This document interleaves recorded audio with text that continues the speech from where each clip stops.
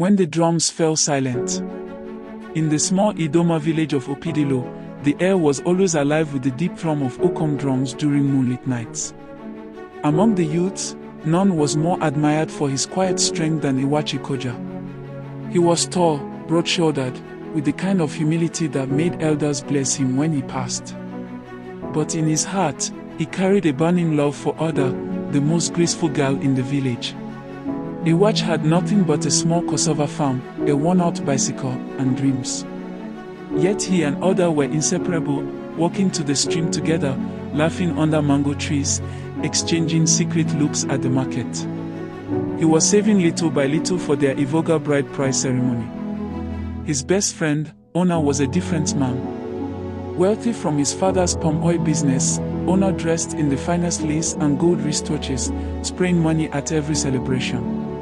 Still, Iwachi trusted him with his life, or so he thought.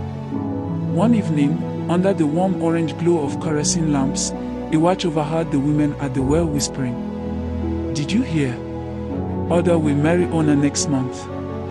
The word sliced him like a cutlass. He staggered home, his chest tight. That night, he confronted Oda.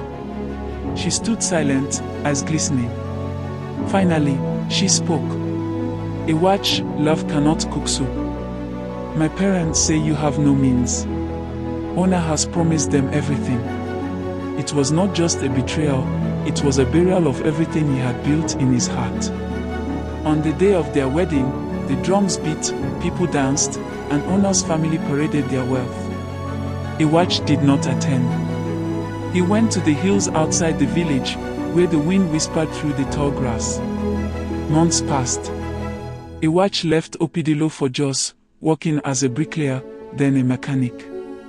His hands became hard as stone, his back bent with labor. But with each passing year, he built something: money, skill, and a new life.